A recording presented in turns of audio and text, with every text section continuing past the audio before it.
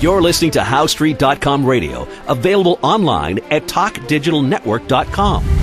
Welcome to HowStreet.com radio, the online source for market opinions. Here is Jim Goddard. My guest is Chris Marchese, mining analyst for the Morgan Report, which you can find online at silver-investor.com. Welcome to the show, Chris. Great to be back, Jim. It's been a while. Jobless numbers have come out in the U.S. You say they have created jobs, or the government says they have, but have they really? I haven't looked that much into it yet, but I just highly doubt it. Because if you look back at the holiday season retail numbers, they were lowest since 2008, and we're a consumer-based nation. So, that is a good indicator or barometer of how the economy is doing. And you don't create real jobs when the economy is not doing very well. I've heard so many of the jobs that they are claiming were created are part-time or pay half of what the jobs paid when they were lost. Yeah. That's John Williams of Shadow Stats. He takes into account the qualitative aspects. That's how he arrives at his 23% or so unemployment rate. What about the labor participation rate? Is that the same thing? That just measures, so the labor participation rate is those that are employed divided by the workforce. And you're no longer in the workforce after 26 weeks, which, you receive unemployment benefits for. So it's during the holiday season, even with the part-time hires, it was still at a low, not seen since the late 70s.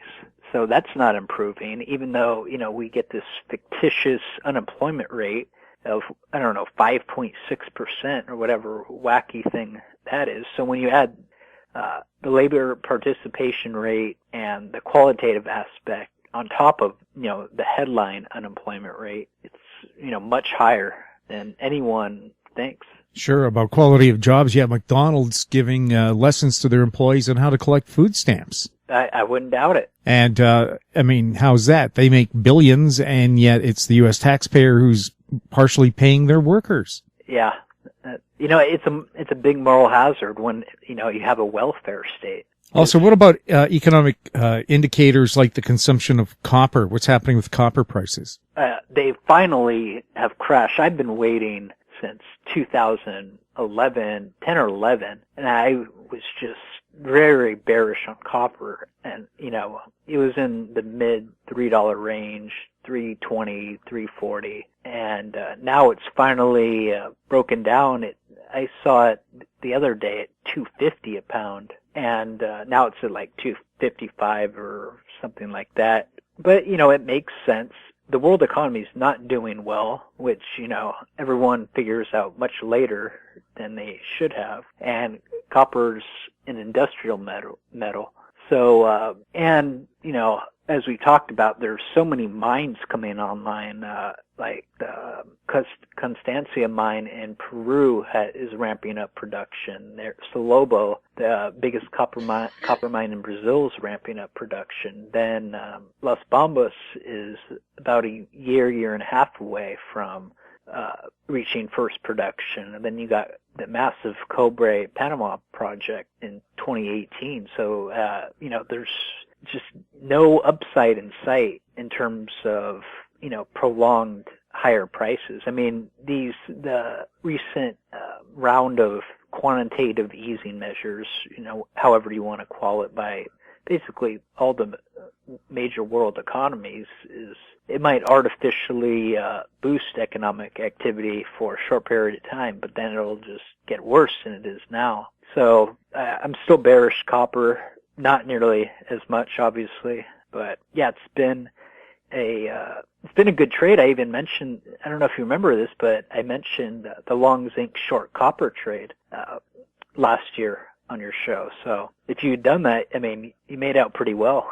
And what is happening with zinc? Zinc is it's gone down about 12 cents from its high last year of $1.10, but it's still doing much better than all the other base metals.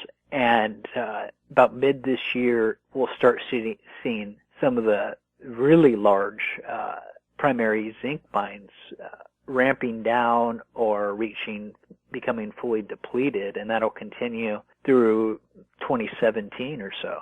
So, it still looks good, and I don't know if it'll go up in price because the world economy, but it will do, better relative to the other base metals. So, for example, copper to zinc, if you short copper, long zinc, I think you'll still make money in the longer term, and same with lead and nickel and, things like that. We'll have more with Chris Marchese right after this. More and more people are looking to the internet for intelligent, riveting, and thought-provoking interviews. To advertise on the Goddard Report and TalkDigitalNetwork.com, call 604-699-8600, 604-699-8600. Welcome back. We're speaking with Chris Marchese, mining analyst for the Morgan Report. Chris, what's happening with the investment darling of last year, Palladium? It had a rough year to begin it, 2015, and I'm going to look at the price today because everything's been knocked down. And, it's at 780, so it's not doing terribly, but, it's doing relatively better to all other commodities, basically. And, I still expect it to reach the high or break the high last year by the end of this year at, around 900. So, the fundamentals are in place.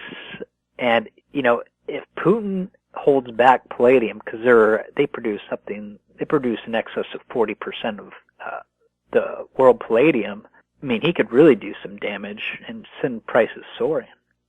They did that with potash. They got, the Russians bailed out of that, and look what happened to the prices. They collapsed. In this case, would that happen again, or would they hold back and see the prices go up?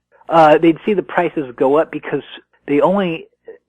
other than the U.S., one company, Stillwater Mining, South Africa, which has more than its fair share of problems, and Russia combined for roughly 88-90% of world palladium production every year. And did they put a boycott on palladium?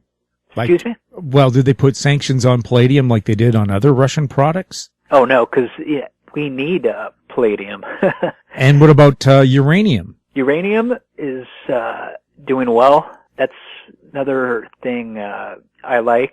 And, they started up the reactors in Japan, and more will do so as the years progress. China plans to go nuclear. And so, that's looking good. A glowing report then for uranium. Oh, yeah, definitely. Chris, anything else you wanted to throw in? Oh, just that, everyone that thinks the U.S. economy is doing well, as I mentioned earlier, the retail sales paint a good picture of the actual state of the economy. The labor participation rate hasn't improved whatsoever, and that's about it. Or GDP. The first print estimates were 3.2% GDP growth in Q4, and it came in at 2.6%. And John Williams of ShadowStats.com says the Affordable Health Care Act, Obamacare, accounted for a minimum of 0.8% of that number. So you could basically take 0.8% off of that, then you're down to 1.8% GDP growth. And when you account for real inflation, the economy contracted. Chris, thanks a lot for chatting with us. My pleasure. My guest has been Chris Marchese, mining analyst for the Morgan Report, which you can find online at silver-investor.com. You're listening to HowStreet.com radio. Find us on Twitter at TalkDigitalNet. Our popular YouTube channel is Talk Digital Network. Comments about the show can be sent to info@HowStreet.com. I'm Jim Goddard.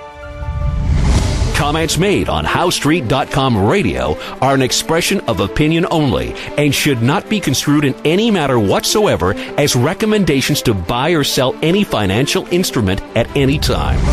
Available online at TalkDigitalNetwork.com. HowStreet.com radio is a production of HowStreet Media Incorporated.